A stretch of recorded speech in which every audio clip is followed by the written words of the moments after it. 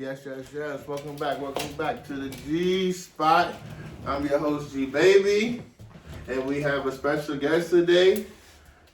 My man, my brother, Fat Daddy Kane. Mm-hmm. How's it going there? I know you show shit. Oh, here we go. Out the gate. I gotta get in my jam. I respect it, man. It's my shit. I'm on this world, and I'm not sure where my heart is headed. And if you left me now, I know how far I regret it. You ain't had no intro music for me, so I had to bring my own. But I can't waste no So each his own, set the tone.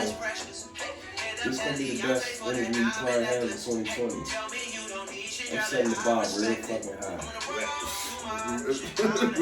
It's very early in the year. Yeah, I'm setting the bar high. I don't give a fuck if it's January 1st, 2020. Hey, it's my show now.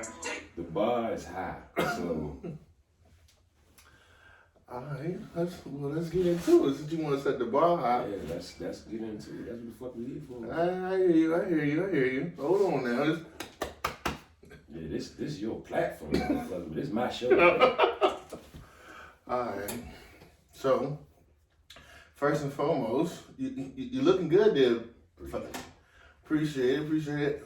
Whoever knew in 2022 that me and Fat Eddie Kane would switch roles and weight. I've been on y'all skinny niggas lines. yes, you have. I told y'all, the tables always turn. Let's address something because I think you should. You don't have to. You can pass, but people don't respect the hard work of people. They don't. But that's self-inflicted on themselves. Okay. So if you got whatever issues you got with yourself, you could project that onto me all you want. Yeah. But that ain't my problem. That's a you problem. Because for the past motherfucking 5 years, you sit around and you sit on your ass, and I sit around or I don't sit around, and I bust my ass, and now it's like, nigga, 2022 is like, oh shit, damn, this nigga really was working. But they forgot when 2019, before 2019, I was working out my damn self, Planet Fitness, all that shit, running the Woodrow Wilson Bridge. Yeah. You know what I'm saying? Cycling. Yeah, I remember it. All that shit. I was riding a bike to work. My son's 7. I was riding a bike to work from Virginia all the way to Capitol Heights, 15 miles a day. Yeah. Niggas don't know nothing about that. But I remember the process of us switching roles and weight when we did the George Washington trail, and that was years ago. And I was slowing up. I couldn't do it. That was years ago. So like, it's been a long process, bro. So people always be like, damn, what's the secret? How long it take you? It's no secret. It's just hard fucking work. Yeah. How long it take me? Shit, maybe 10 years. Yeah. I've been in and out of gyms for 10 years. You know what I'm saying? And then I just found a way to, you know what I'm saying, really lock in. Yeah. But that be people, like, nigga, you can't spend a whole 365 days of doing bullshit. I take my 365 days and I put in work. Yeah. So the results hit different. Yeah. Your life is still where it was a year ago. Mine isn't. Right. I'm not even in the same position I was 6 months ago. Because I set real goals, I work hard, and I do that shit. 6 months ago, I couldn't do pull-ups. Yeah, it's a process. You know what I'm saying? But now, like, I'm doing pull-ups, wide pull-ups, and chin-ups. Yeah. You know what I'm saying? So 6 months from now, I'm trying to be doing them. I don't even know what they call though. But when you grab the bar, go all the way up and over the bar. Like, I'm doing some different shit. Yeah. Because I seen what I could do. I know what I could do. Nigga, when I first started working out with Wes, I'm a shameless plug right there, but we in Virginia right now. My dog Wes, he a personal trainer. When I started working with him, I started calling myself 6-pack fats. Yeah. It was a joke then. Yeah. But now it's a fucking reality. Yeah. You know what I'm saying? Yeah. And in 2019, I created Mondays I Made for Champions. Yes. Because the average-minded person on Monday, it's like, man, here we go with this shit again. Yeah. Another day, another dollar. It's everybody's down.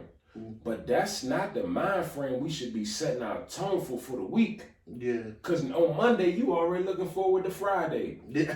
No, yes, absolutely. But that's not me. I set the tone and set the bar extremely high. My week actually starts on Sunday. I go to the gym Sunday. Which is supposed to, because the calendar starts, I mean, not the calendar, but the week, it starts Sunday. Your pay period, Sunday through Saturday. Hey, yeah, but you might be off Sunday. Yeah. But I ain't off. You ain't off on Sunday. No, I ain't off on Sunday. People be saying Sunday, that's the rest day. Bullshit. Yeah. That's the tone day. I'm setting the tone for the week. Yeah. So I'm going to work out, good workout Sunday. Then Mondays I made for champions. Yeah. That's for people who really want to get up and get to it. Mm-hmm. You can't wake up on Monday and be down.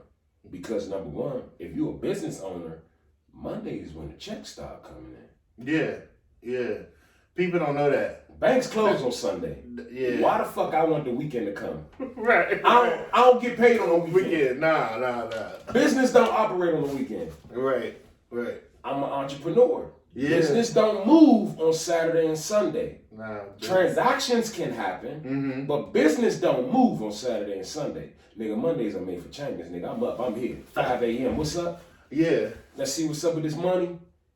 But you gotta have a different life, so I don't really give a fuck what nobody think about me. Yeah. Cause nigga, you gonna have your perception. If I worry about what the fuck somebody think about me, I would still be living in the past of what the fuck people think about me. Yeah.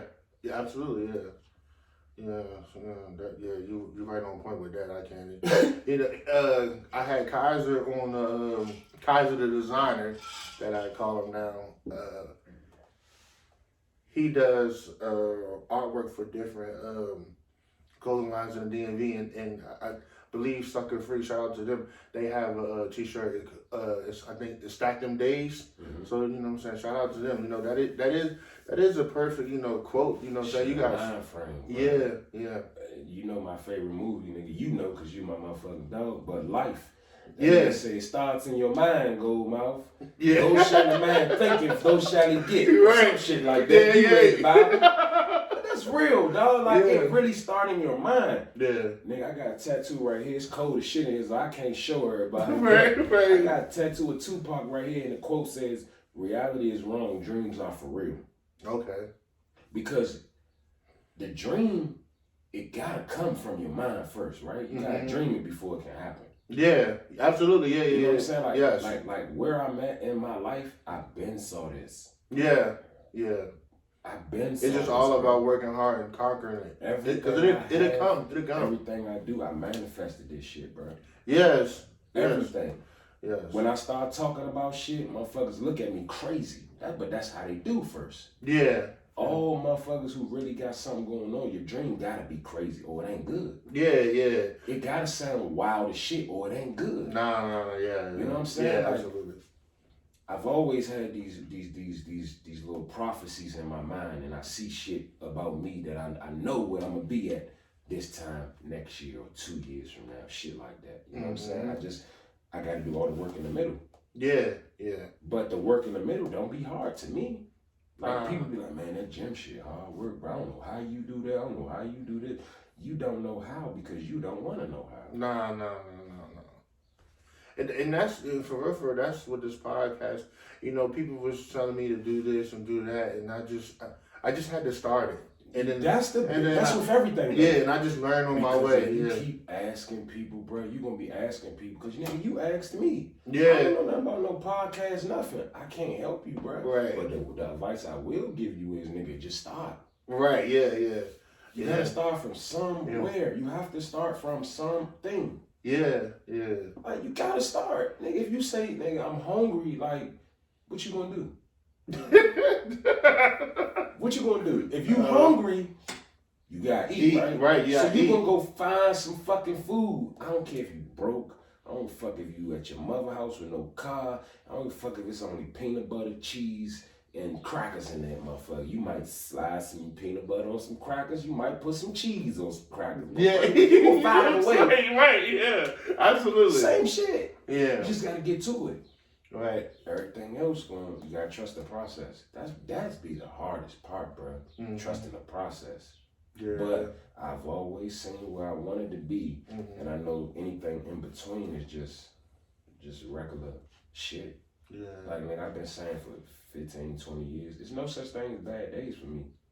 I haven't had a bad day in 20 years. Anything that happens during those days, nigga, people have died in my life and all of that. That's not a bad day. That's just life. Yeah. That's just life. And life goes on regardless. That's just life. That's not a bad day. No. That's just an unfortunate event. Yeah. During your life. The day I have a bad day, that's the day I don't wake up. That's the bad day for me. God damn, it's over. Yeah. That's it. Yeah. Anything else, no such thing as bad day. Okay. Well, he giving y'all game and out the frame, and we ain't even touch who he is yet. You set the bar high.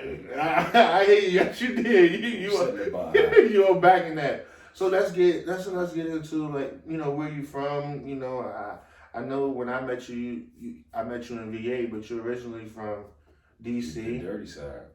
The dirty side. The dirtiest of them all. Like, yeah. I'm from Southeast Washington, DC, 813 Bellevue Street. Dirty as shit. Like, I'm the cleanest dirty nigga from that you ever met. Right. You know what I'm saying? But I come from Southeast, then we moved to Northeast, then we end up out Virginia. You know, a lot of people be, you know, my Virginia family, y'all tell you, nigga, you was a DC nigga. Yeah. My DC family, man, you was a VA nigga. Right. So Right. I got the best of both worlds, Right. literally.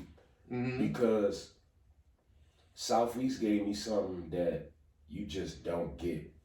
Yeah. You just don't get living in the suburbs.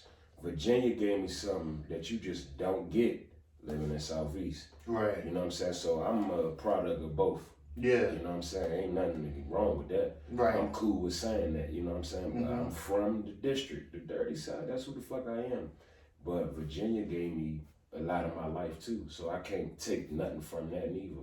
You know what I'm saying? I love Virginia just as much as I love DC. How long did you, before you moved to Virginia, how long was you in DC? We know you was born there. Yeah, I was in DC till 99, 2000. Okay, seventh grade. Seventh grade. Yeah. Where you attended White Ass Whitney. Well, Whitman Middle School. Yeah. And then motherfucking from there, I stayed out Virginia for until 06 when we graduated. Right. I went back to the dirty side. Oh yeah. You know that. You came to the house, I went back to the dirty side. Like, yeah. That's all I knew. Yeah. You know what I'm saying? Like, I love Virginia, but I could not get the fuck out of that city, though. I used to tell y'all niggas that, man, stop fucking with these bros I go to school with, man. Come across this bridge, man. Come across this bridge, Nigga hit him with the Friday. No. Yeah, come on, dog. Let's go across this bridge. Y'all wouldn't fuck with me, No, man. Let's sir. go across this bridge, man. Listen, I'm here to tell you right now on your fucking podcast, ain't nothing like no DC joint. You know what I'm saying? But it's just you get so used to the Virginia girl. Yeah, I feel you. It's not intentional. She comes off strong. She's just like that because you know what I'm saying. Where she's born and raised at. You know I what I'm was saying. really scared of Virginia girls initially in the beginning because it was something I wasn't used to. You know, you feel what you don't know. Right, yeah. I was scared because it was like basically like going into a band's when you used to Caprices and Crown Vics. Yeah. You know what I'm saying? So expectations are high. High shit. As She get good grades. Yeah. You know what I'm saying? As a teen, yeah. And her mother and father live in the house. Right, yeah. Shit like that is foreign to me. Oh, yeah. Still to this day, shit like that foreign to me. But, nigga, I'm here. You know what I'm saying? Then Virginia, like, definitely made a nigga who he is, too. You know what I'm saying? My first fight damn sure wasn't in Virginia. Oh, hell no, living in. Fuck no. I've been fighting all my fucking Like, life. I actually, when I moved to Virginia, I was actually scared to fight. Because, like, you know, all the old heads where I'm from, they always talk about the police out of Virginia first. Yeah, absolutely. So when I moved out of Virginia, I was always scared of the police. Oh, yeah. Even that young. Fairfax is a gang themselves. Yeah, they don't fucking care. No. They don't fucking Somebody care. is pulled over right now. Yeah. While we doing this podcast. Statistics show that every 35 seconds, somebody in Fairfax County is getting pulled over for some dumb shit. You got to do a TikTok voiceover for that. That's gonna go viral. That's crazy. So that's topic 2 when we met, because that's about the. I think we met in 9th grade. Nah, officially 12th grade, summer before 12th grade. Okay. Well, Me and you bumped shoulders. Yeah, I knew. We never really officially meet until summer of before 12th grade. 12th grade? Yeah, bro, because yeah, we was in the same parties and shit like that. Well, yeah, let's back it up.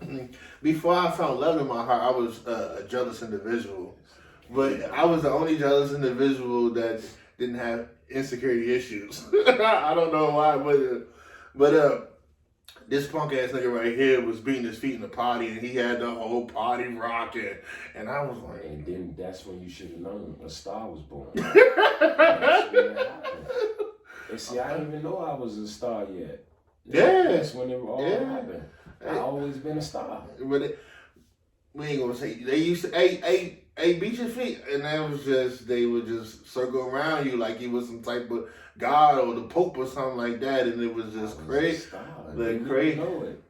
Only if I had a bottle or something like that. Just, bing, you know? That would have been great, you know what I'm saying? And it's crazy you say that. So that beat your feet era, that was, for me, that was early 2000s. This one, raw image was cranking. Yeah.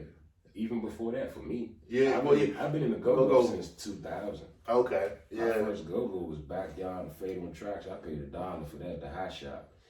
I've been in the go-go since 2000. Nigga, 22 years. I went to see Backyard last night. No, yeah. I've been on this go-go shit 22 years. Yeah, he was a lead mate with band. We'll get into that too. We can get into that right now. And then like earlier, that was my limelight right there. The beat your feet shit. I'm going to parties. I'm shutting shit down. Where the fuck where we at? Right. Yeah. I'm about, just like I just told you, nigga. I'm about to take over this show. This your show. This your platform. But today, this my show.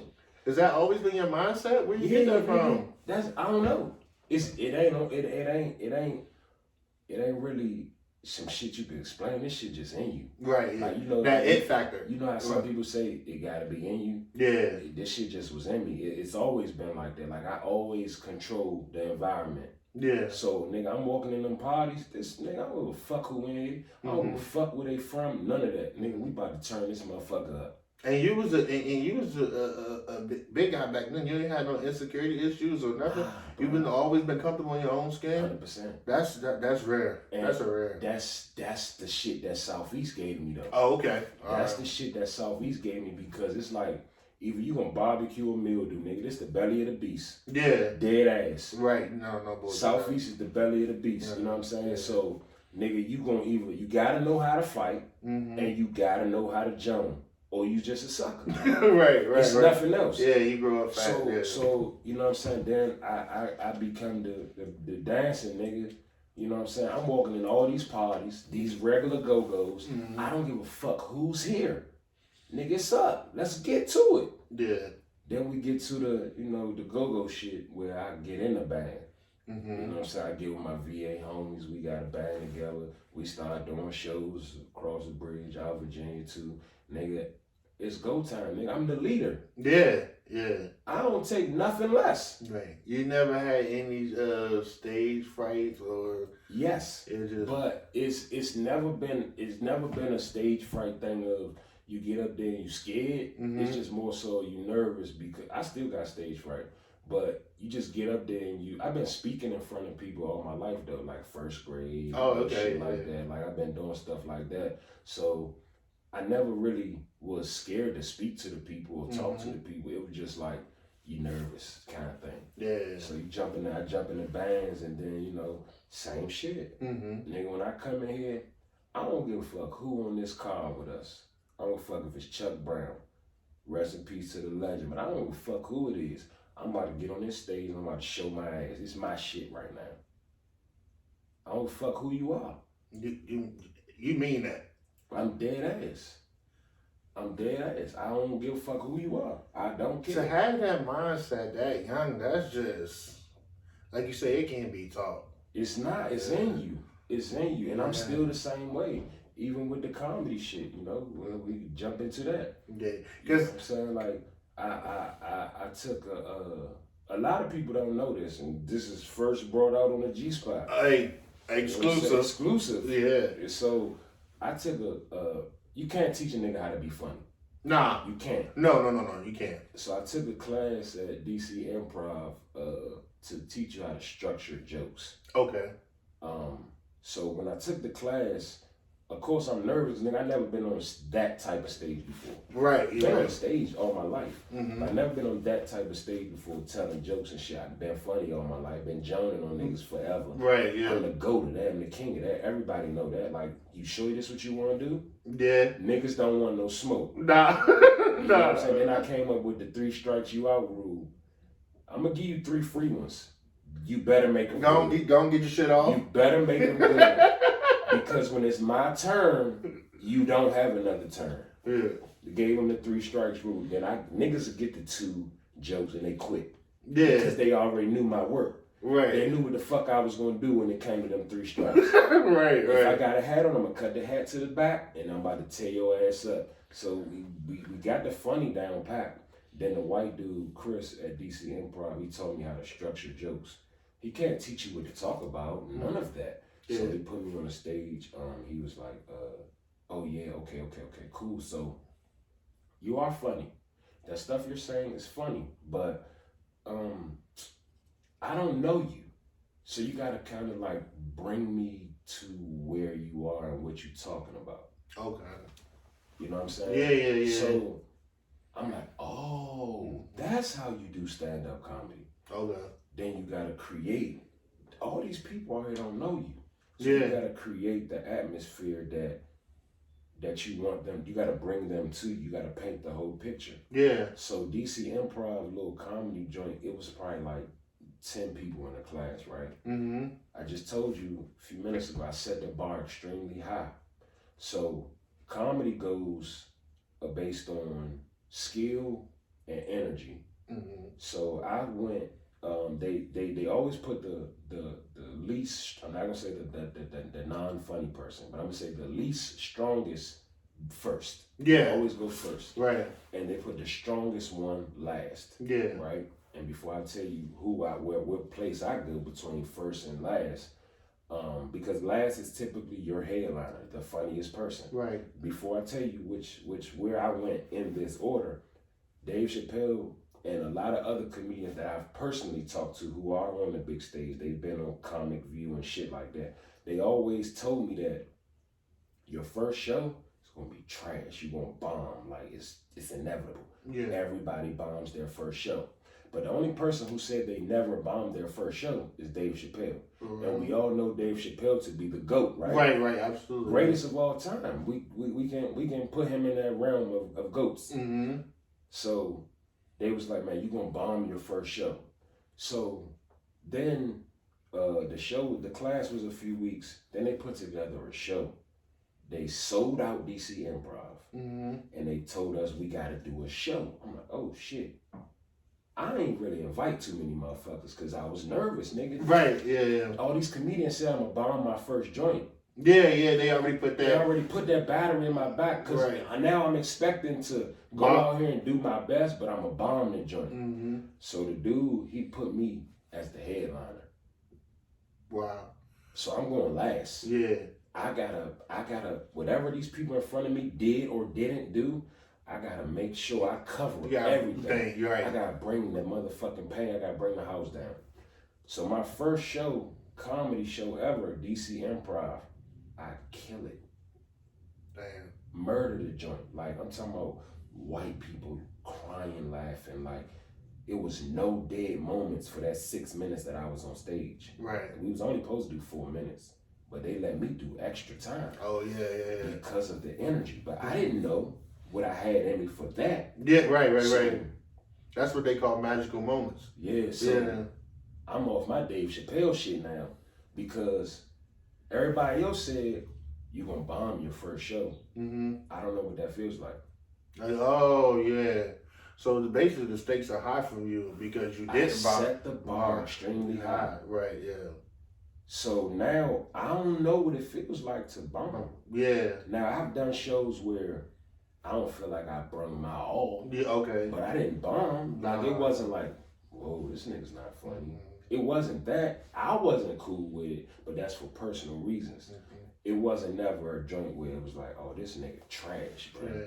I like to tie a lot of things to sports. Like, you know, when you hoop and your jumper not gonna be on every game. Yeah. Every show ain't gonna be A1. It's gonna be grade A. You know what I'm saying? It's not. But how do you recover from that?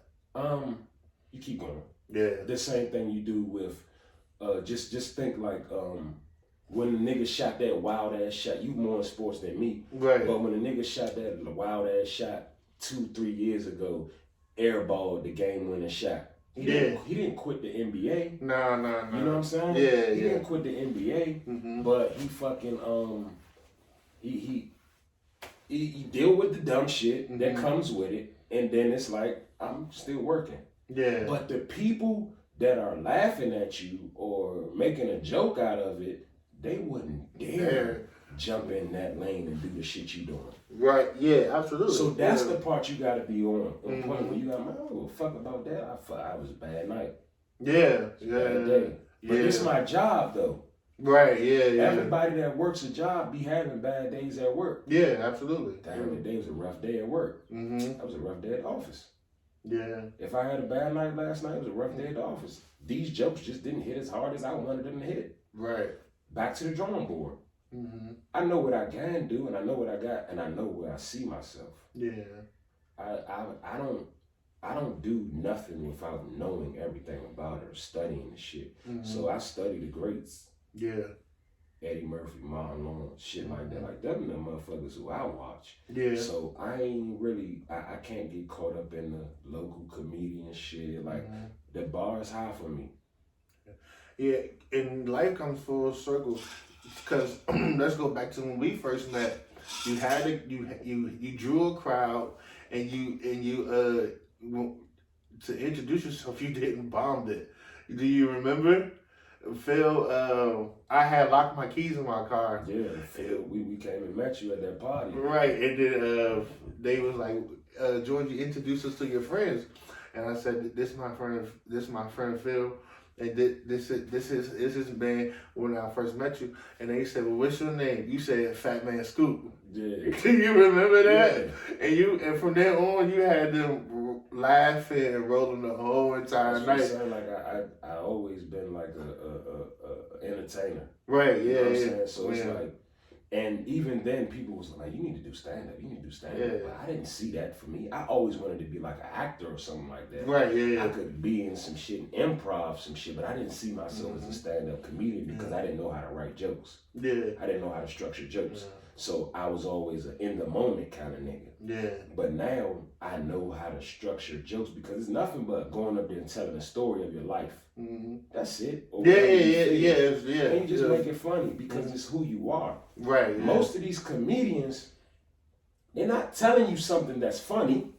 Nah. They're telling you something that's relatable, some shit you know. They just make it funny because they making you laugh at some shit you didn't even know you were supposed to be laughing at. Yeah. You know what I'm saying? Yeah. That's all that is. You kind of, I mean, to give you a prop, you sound, you kind of like a triple threat. I mean, you can sing, you can dance. Well, you alright. That's why I mean, know. You a bad ass nigga, but you my man. But you definitely got a lot of characteristics about you that you can. I might be a quadruple threat. I might be if you a sports nigga. Yeah. So we talking about sports. I'm a walking triple double. If we talking about basketball, I'm a walking triple double. Right? Because have you sung on stage yet? What you talking about? We been there, done that. I mean, when you doing stand up. Hell yeah. Oh, okay. Though I see my career as like taking like kind of like the Jamie Foxx route. Okay, yeah. You know, Jamie Foxx was singing on TV and all that. Yeah, shit. He know how to sing, but he not a artist like in that aspect. He a comedian, actor, shit like that. Now he in them serious roles and you know he doing them Denzel high dollar films now. Right, yeah. That's why I see my career going. Like you said, you gotta dream it. You know what I'm saying? And I just took the acting class a couple weeks ago. You know, I'm in Atlanta now. I took an acting class a couple weeks ago, and the dude, he been in Hollywood 30 years. Mm-hmm. And he was basically telling me, like, man, based on your resume and the things that you have done already, even though you haven't done any acting, based on your life and the things that you have done already, like, I really see you getting booked for a lot of things. Okay. You just got to do your part. Right. Make sure your headshots are good. You got to make sure your bio is good. Just do your part, and I see you getting booked. And then we did a self-tape. So that's basically like what we got right now. We self-taping. Right. You know what I'm saying? We did a self-tape, and I did a self-tape and read some scripts. Yeah. And the dude, this is my first time reading a script. I told you though, I set the bar very fucking high, and I do it. And you got a rabbit's foot in your pocket. It's in me. And I do it because my confidence so high in who I am as a man that I do it unknowingly now. Yeah. So I read the script, I get into character, I read the shit, I'm looking. I put on my little whatever. Mm-hmm. I read the joint. So the white dude, he's looking at me like this. And then he sits back and goes like this. You are so telegenic. I said, what the fuck that mean? Beats me. My color. The same thing as photogenic. Oh, okay. But we talking about on the camera. Oh. He said, man, I see you getting booked for a lot of stuff. He was like, man, that was, for your first reading, was extremely well. Yeah. But I know you have more in you. Okay. You just gotta find it. Yeah. I can't tell you what it is or what it isn't. That's that inner being or something like that, yeah. I know for me, that's just me working more at it because I never done that before. Right. So I've been working, and it's crazy because I did that acting class on a Saturday and a Sunday. The following fucking weekend, nigga, I'm in a room with Megan Good. Lord. By accident. Lord. By accident. I'm in the same fucking room as Megan Good. It was legendary. Was you starstruck? Nah. I think the only way I'm going to be starstruck, it got to be Taraji, because that's like a super crush. Oh, okay. Super crush. My man Steve has worked with her when he was in the Virgin Islands. That's what's up. Yeah. That probably be like one of them weird moments for me. I'd probably be a weird nigga. right. I'd probably be weird. But outside of that, I done been around Master P. Like, I've seen motherfuckers that you only saw on TV growing up. Yeah. And then you be around them. They regular people to me. Yeah. That shit don't mean nothing. But Megan Good, I will tell you this, she is as bad in real life as she is on TV. She's not a catfish. She's not a catfish. I mean, you know, shout out to her because you know people, they get all this makeup and she's no makeup, and you know how I go with that makeup and me and you both on the same, absolutely. I'm not doing it. I'm not doing it. I don't like it. So if ladies just know, I'm not that guy. I don't get old for makeup, weave, lashes. I don't give a fuck about none of that shit. Yeah. I want to see what you look like when you wake up. Mm-hmm. I want you to still gotta do like this. That's the real you. That's the real you. Yeah. And if I like you like that, whoa. I don't fuck what you do. Mm-hmm. I'm with it. Yeah. I'm with it. You know what I'm saying? So Megan Good is extremely beautiful in real life, just as she is on TV, dog. So I met her and her sister. Okay. Both of them extremely dope. Like Megan Good's a director now. Oh. Her and her sister direct films now. And how ironic is it? I'm just now leaving acting class the week before. Now I'm around 2 fucking directors. Oh. It's time to tap into my me. Yeah. It's time to tap into me. Absolutely. You know what I'm saying? So hopefully in the near future, nigga, you see me on the screen. Right. Cause I again, the bar I have to set high. Yeah. No disrespect to my city, my area, cause this ain't just DC no more. This the DMV. Yeah. But I don't do a lot of shows here anymore because, without sounding cocky, it will water me down. Yeah. No. Steven tapped on that too. That's why he moved to New York, and we can piggyback on that. Piggyback off of that. Let's talk about your transition. You moving to Atlanta. Did you already have this in your mind? Everything I do is manifested prematurely. Okay. So Atlanta, I used to live down there in 2009 with my cousin, so you know that. But I fell in love with Atlanta. But 2009, I wasn't on no comedy, acting, entertainment world, nothing. Nah, okay. But I fell in love with it. Then we moved back up here, and I was like, dog, that shit was a high, like crackhead shit. Yeah. I'm high off Atlanta. I gotta move back. Even when we went to the BET Awards, it was a high. Yeah, it was just. It's a high. That city gets you high. Yeah. So I've been high, chasing that high like a crackhead for 10 years. Yeah. When I had my son, that shit slowed me down. But then I had to stop thinking in that mind frame of, oh, I got a kid now, I can't do this, I can't do that. Nah, so I just stepped up as a man and I put shit in place. I'm like, I gotta get back to the A. Then I jumped into comedy. Yeah. You ain't gonna get on in DC. Acting, comedy, you ain't gonna really get on being here.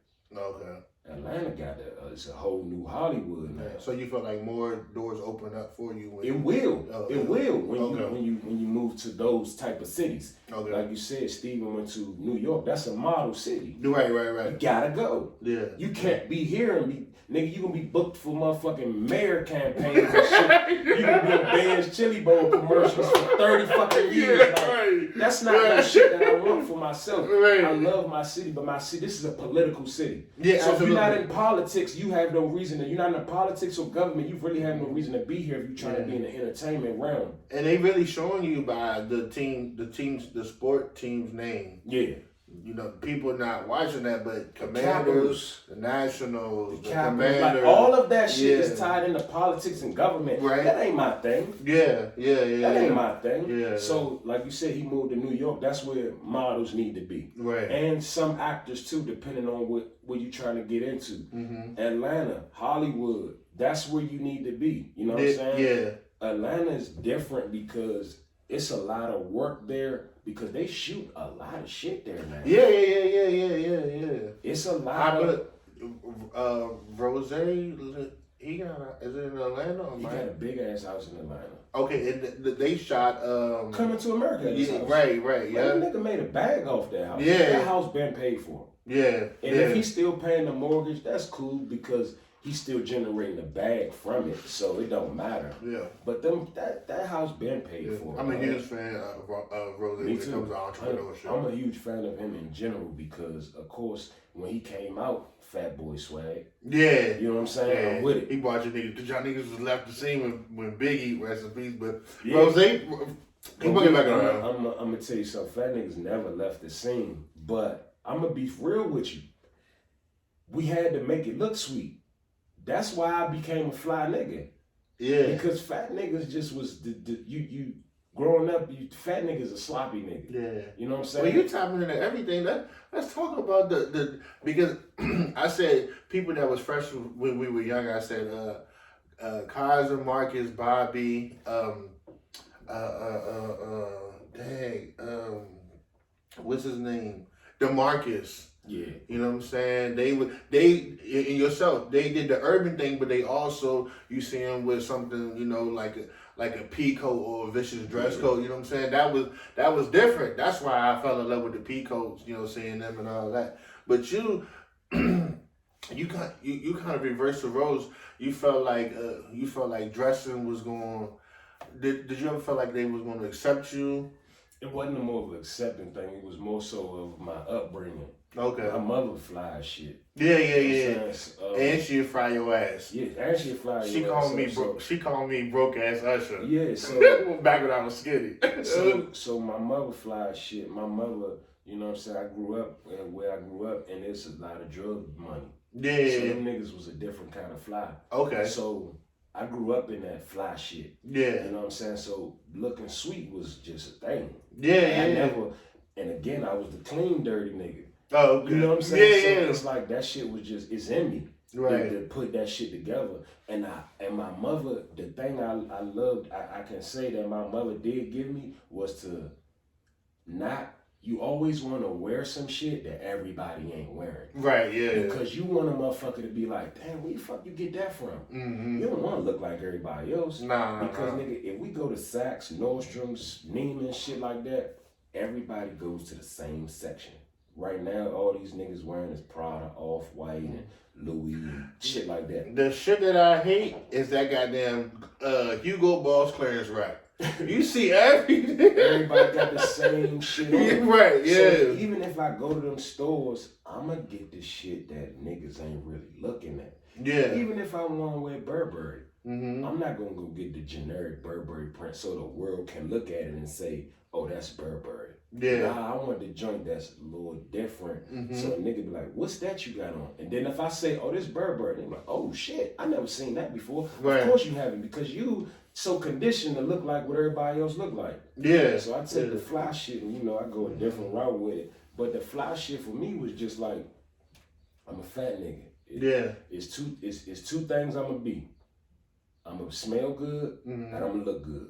Oh yeah. You put me onto this lotion right here. Yeah. It smells very, very good. Yeah. You know what I'm saying? Like, I'm gonna look good, I'm gonna smell good. Yeah. No matter what. And that right there, everything we do be for the women. Oh, absolutely. Everything we do. Yeah. I ain't getting my hair cut for you. I ain't getting fly for you. Be around no niggas. Yeah. If you are, you weird. Mm-hmm. And our homie Rose touched on that these dudes be getting dressed and wearing dudes for each other. That's just it's weird. How do you even come up with that? Have that mind frame or be behavior. subtle with that? It's weird behavior, but we in the era of weird behavior. Yeah, that's why a lot of shit is okay for now. Like niggas talk about dumb shit that shouldn't even be talked about. Yeah, you know what I'm saying. But that's just the nature of the social media era. Yeah. Let's cross over into your community, your comedy career, because you have a huge market in Vegas. Yeah, Vegas love me. Yeah, let's talk about. You had your first show there. New Year's 2021. And let's just talk about how that came about, because you've been from Atlanta to go all the way across. So basically, I did my thing in DC. Yeah. And I only did really like 4 shows in DC. Okay. They were all top tier, and because of the following that I already had and the support that I already had with people, I could already pack out a house. Yeah, because talk about branding yourself, you sold out the items that you had when you went to Vegas, the Fat Daddy Kane shirt. Oh yeah. And that was in Vegas. Right? From there. No, you're not from there. I'm not from there. Yeah. I didn't have nothing there. Yeah, okay. You know what I'm saying? But I set the bar high everywhere I fucking go. Oh, okay. So, I did like 4 shows in here, then the pandemic hit. So my original plan was, before I moved to Atlanta, was to run the circuit. I was going to run New York and New Jersey on the stage, because I heard that's where the toughest crowds was. Okay. So that was my plan. I was going to hit up and down and tear those up weekly. Yeah. The pandemic hit, shit got rough. So, I'm still in the process of moving. So I moved. And my man hit me, like, bro, I want to put together a comedy show. I got this club out here, X, Y, and Z dude from Baltimore. Let's put together the comedy show. I'm like, all right. I'm like, who on it? He like, it's a dude from here, X, Y, and Z. So I get to Vegas. You know what I'm saying? I gotta look sweet. They put me in the Caesar's Palace and the big boy presidential suite. Is looking sweet. New Year's is looking sweet. Right. The year comes in proper. So I meet the dude who's on the show with me. I'm not gonna say his name, because a lot of these dudes be intimidated by you. Yeah. And this dude, he's been doing comedy for years, like 10 years type shit. Yeah. And so when I get there, I meet him, I shake his hand and shit, and I'm like, hey, this your city. Mm-hmm. I know we on this show together. You want to close the show out, or you want me to close the joint out? You know what I'm saying? I'm extending the offer because this your city. Right. I'm letting you know if we ever on a show together in DC, I'll never extend this offer. DC is my city. You will not close the show out with me on it. I'm closing the show out. Right. That's the chip I walk around with on my shoulder. So he like, you go ahead, close it out. I'm like, all right, bet.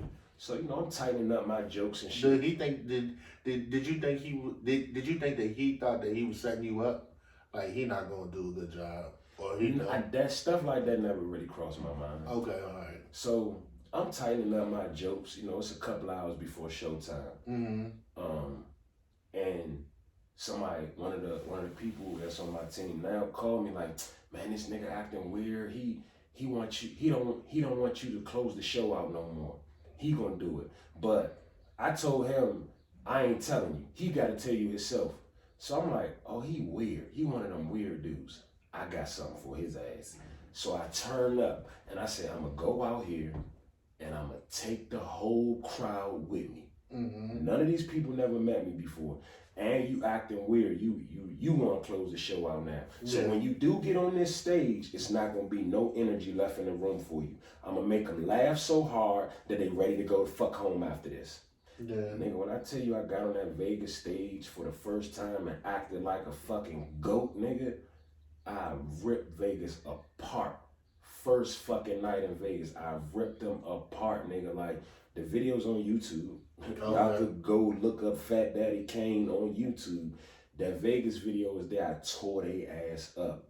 The nigga gets on the stage after me because I had that chip on my shoulder because you weird. You acted real weird. Right. You did this to yourself. You did this to yourself. Right. And when I left off the stage, I mean mugged the nigga like, yeah, go do that. Go do that. Yeah. Yeah, I know you can't do that. Right. I don't even know you like that, but I can tell from your energy. Go do that.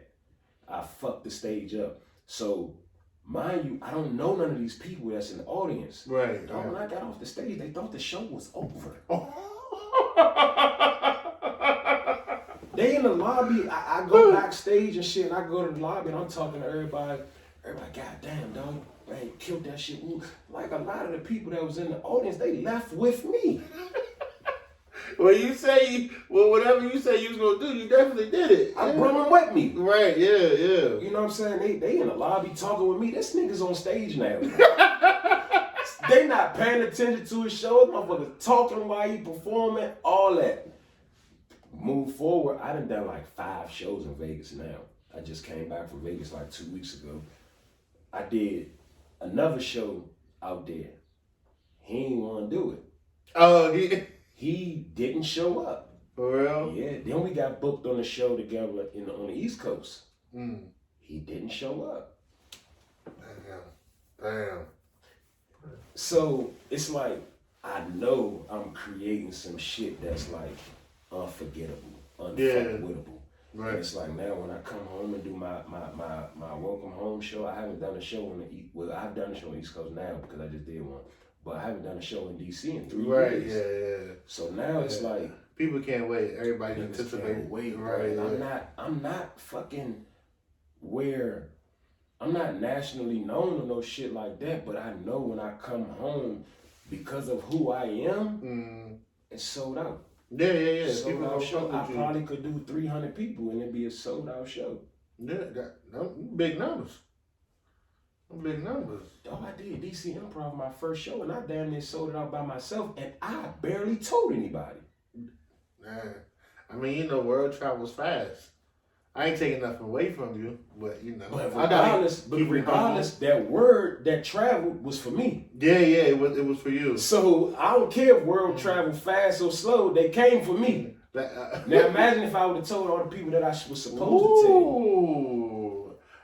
People would have been paying a high admissions to get up in there. I give you 100, like the go-go. I need to get, it's only an hour left, I got 100 for you. And guess what? My thing is now, I don't do this for money.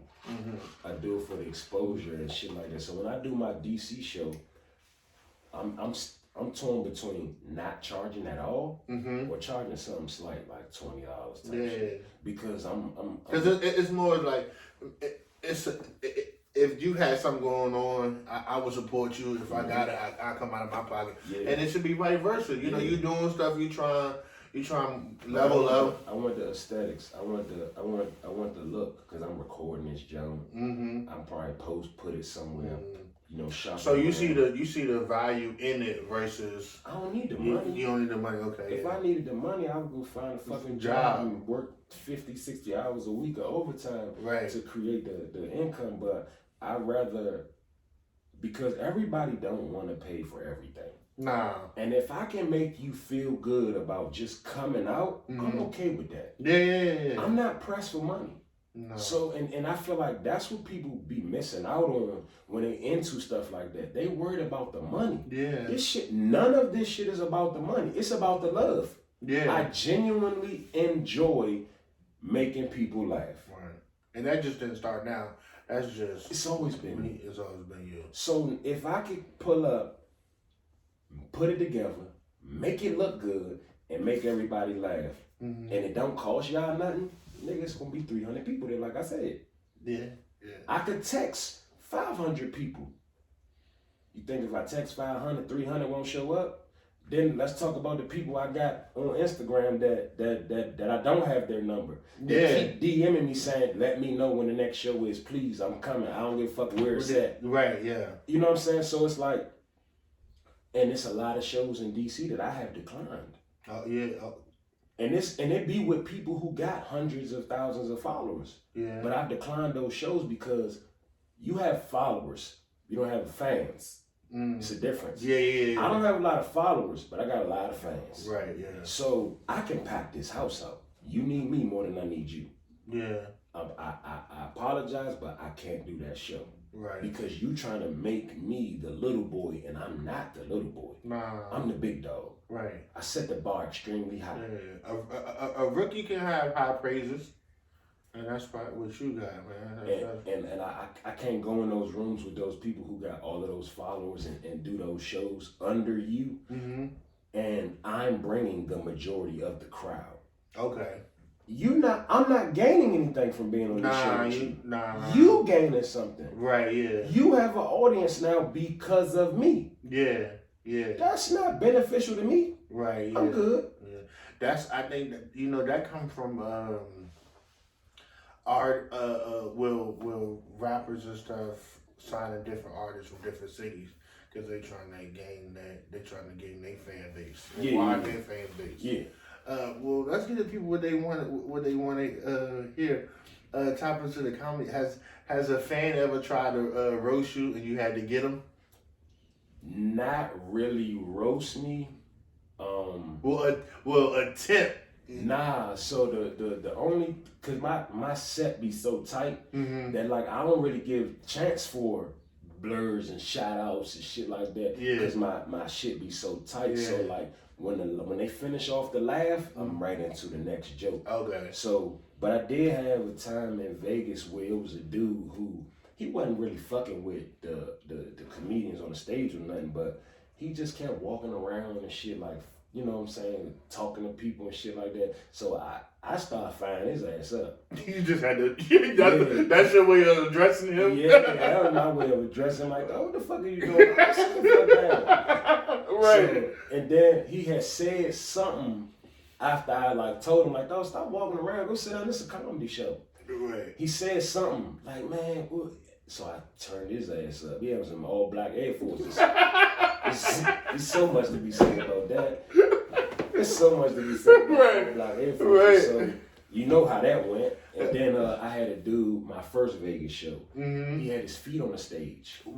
Right. That's your stage. That's what I told him. Okay, that's exactly what I told him. Right. If you go back and watch that video from Vegas, you gonna see me tell like, get your feet off my stage. This is my shit. Right. But I told y'all that's how I carry myself. Like, nigga, whatever I'm touching right now, this is my shit. Ain't no disrespect to you. This is your platform, the G-Spot, but this is my show right now, motherfucker. Right. It's my shit. Growing up, just joining in general, have you ever hurt someone as much as you hurt them? I mean, has someone hurt you and Jonah as much as you have? Never. I never been Joan. Never. Nobody never got out on you. Got out on me, maybe. And it may be for a joke or two. Yeah. But overall, I'm undefeated. That's official. 100%. His scorecard is undefeated. You could consider me to be a Floyd Mayweather. Oh yeah. Niggas that got out on Floyd. Yeah, definitely. We seen the footage. Yeah. Niggas didn't got out on Floyd. But when that scorecard comes, when the fight is over, yeah, I'm walking away with the belt. Right.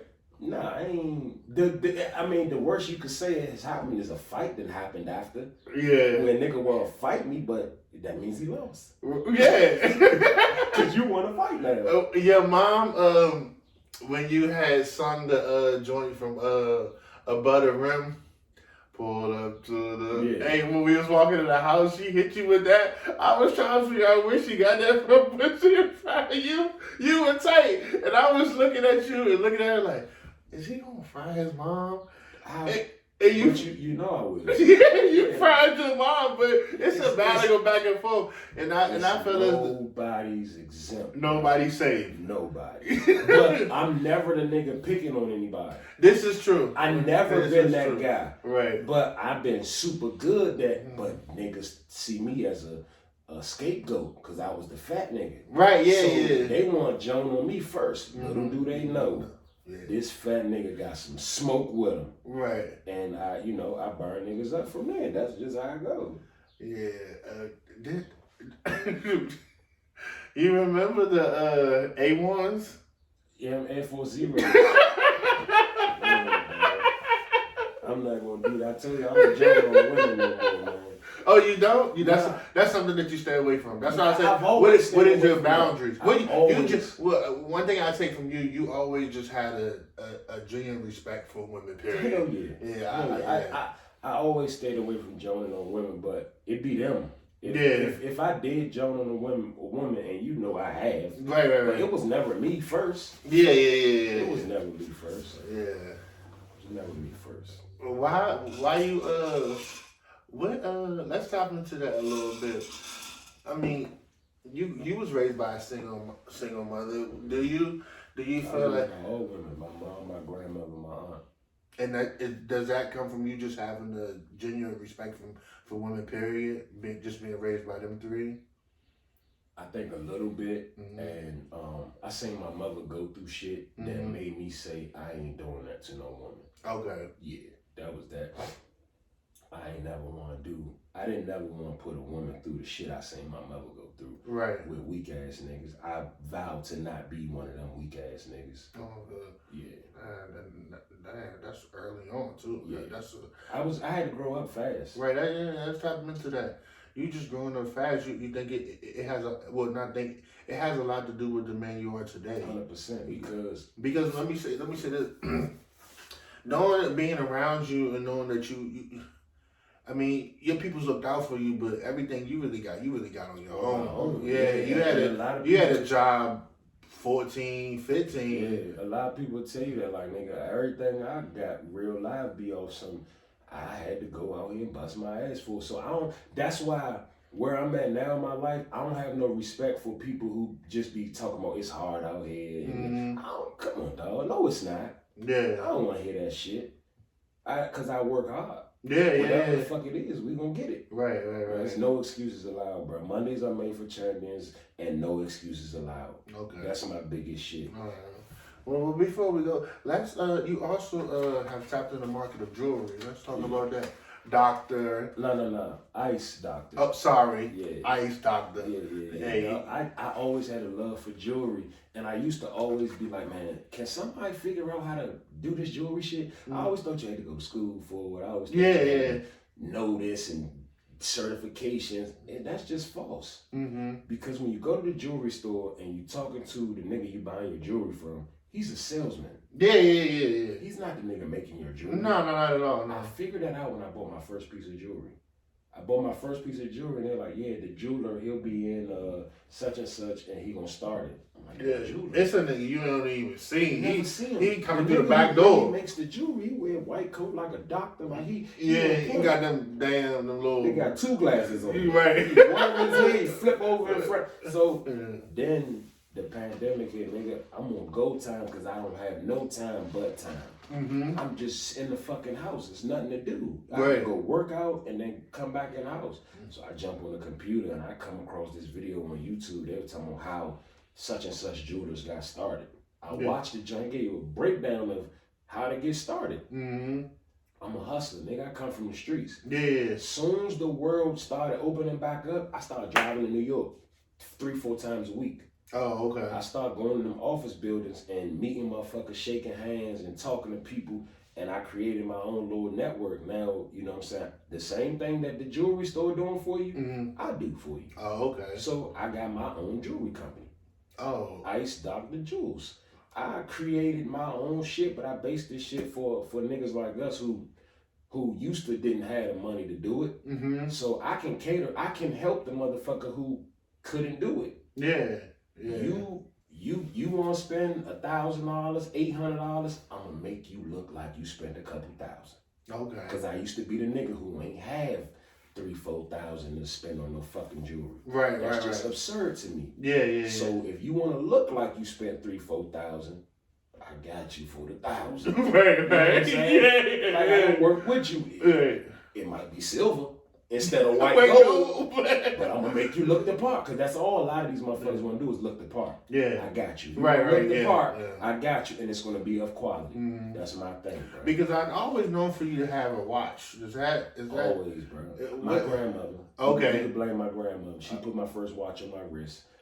She could blame her for me smelling good. She put me in the Macy's first CK1 as my first cologne. Okay. Me and my grandmother made me smell good, and she put the watches on my wrist. Now I gotta, I done been in Rolexes, Audemars, all that high-end watch. That shit, been there, done that. Yeah. You know what I'm saying? Like this watch I got on now, you a sports nigga. It's made by Tissot, right? Yeah. This is the official watch of the NBA. It's a Swiss-made watch. Niggas don't know. Next, when you watching the game tonight, look at the shot clock. Yeah. You're gonna see Tissot on the shot clock. Oh, yeah. I be saying that. Yeah. Swiss watch. Let me see if I can try that on. No. Your wrist too big. Your wrist too big. But before we go, I like to people that's in the game and people that's trying to get in the game, I like to, big homie them, you know what I'm saying? If someone's wanted to reach out, or is there any advice you can give those upcoming artists? Get out your own way and do it. Because 9 times out of 10, you in your own way. Yeah, okay. You know what I'm saying? It ain't a thing of, I need somebody to put me on it. No. Nah, yeah. You gotta move out your own way. Right. And put your left foot in front of your right foot and start moving. You gotta do it. That's it. I don't give a fuck what it is. You gotta do it. And I didn't understand that shit when people used to say it. Because of course, young and you want a motherfucker to put you on. Yeah. That's just not the nature of anything. But you want somebody putting you on, that's putting somebody in front of you, which is you pushing yourself back. Yeah. Even further. I like that. If someone wanted to reach out to you and get some advice, or even they want you to point in the right direction to get to improv or try to do, how would they go about that? They would first go on Instagram. You could Google me. I'm Googleable. Yeah, I'm Googleable. I am Googleable now. FATDADDYKANE. And then when they find me, holler at me. I'm from the streets, nigga. I ain't hard to find. Right. I don't fuck who you are. I ain't never been hard to find. Nigga, I'm a man of the people. I'll always be that. Yeah. I ain't hard to find. And now, depending on what you're looking for me for, just know it ain't gonna be sweet. Right. It ain't gonna be sweet, but I ain't hard to find. Right. And I like to tap in, a lot of people don't want to give people game because they feel like they might have. That's wrong, bro. I like to tap on that too. All right, so that's my biggest thing, bro. I just told you I'm a people's person, a man of the people. Like, reach one, each one, teach one. Right, yeah. I'm cool with giving out game, but don't waste my time. Right, okay. You know what I'm saying? Yeah. Because I don't give a fuck. I care more about time than I do money. Money, yes. So don't waste my time, because you could pay me a premium for certain shit, but it would still be a waste of my fucking time. Yeah. And I don't care at that point. I don't care about the money. Mm-hmm. Nigga, if you want some advice or info, nigga, you know me. I will call and volunteer some info because I know what you trying to do. Right. I'm trying to get into. Yeah. I'm gonna give you as much information as I got, because if you have information and you keep it to yourself, when you die, so does the information. Yeah. But if you spread that shit around your people, your family, and all of that, the information lives forever. Right. Yeah. Nigga, I ain't that guy. Okay. I'm a man of the people. Yeah, I like touching on that topic because that's serious. Yeah, I'm not a now, and I'm the nigga too that I don't care if I give you the whole game. Mm-hmm. I'm not giving away anything. Because you're gonna get yours regardless. You can't outwork me. Right. So do your thing. Right. Take what you want to do. Well, you're not gonna outwork me. Okay. So I'm down for whatever. All right. So well, let's close it out. What can we expect out of you this coming summer? The only thing I'm working on right now is my DC show. Okay. Outside of my DC show. Well, you heard it exclusive, ladies and gentlemen. It's coming. The DC we don't show got a date, but it's coming. And then getting in these movies and shit. Okay. That's it. Outside of that, I'm gonna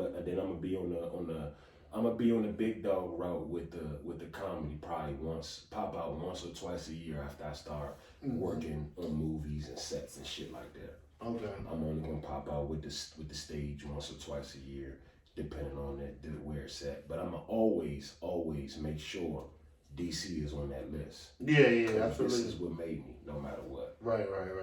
That's it. And don't forget us, we got something to do with that on the Virginia. We know it's a DMV, but I call this area DC because let's be real, DC people don't know. They don't want to respect that DC drove a lot of the culture in the quote unquote DMV. Oh, absolutely. That's why it's called the DMV now, because they wanted it all to be together. Right. It just wasn't that way. But DC drove a lot of the culture for all of these areas. Maryland, Virginia, DC is the culture. All right. You want to give them that pad and jump shot look? Nah, dog. If they want some smoke, wherever they want some smoke, come get it. I just told you, I ain't hard to find. I don't duck no wreck. After you shoot, you don't do the... Nah, I don't need that no more. I give you a bomb jump shot. When it drop, I step off on your ass. All right. Thank you for coming, man. Much success to you. Oh, well, I hope you have much more success. I appreciate you. You are a brother. You are a friend. Someone I can count on. I don't like to throw this word around, but I could deliver it to you. Loyalty is definitely something that you carry, just in general. Yeah. I don't like to play with that word because it's so broad that people use it and they use it in the wrong way. Man, loyalty is something that when I turn my back, I know you got my back. I know you ain't gonna let nobody talk about me or carry. You know what I'm saying?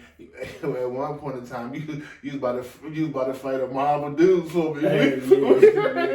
Westport, but I definitely thank you for coming, man. I was with the smoke. Yeah, you wasn't even there. I wasn't even there. That's loyalty. That's big. Yeah. Nigga say when Georgie get here, we gonna fuck him up. I said, well, y'all might as well fuck me up. Because if you think you gonna fight him, you gonna have to fight me too. Yeah. And when you got there, none of them niggas was there no more. Set the bar. Set the bar. Fuck it. But that's been my thing. I was bluffing like a motherfucker. I was hoping they would jump me. I hope they would jump me. But hey, fuck it. We gonna get fucked up together. Right. I appreciate that. All right, thank y'all for joining. Y'all already know what to do on here, man. I ain't gotta tell you. Like and subscribe, man. Over and over and over again. But I appreciate it. Out.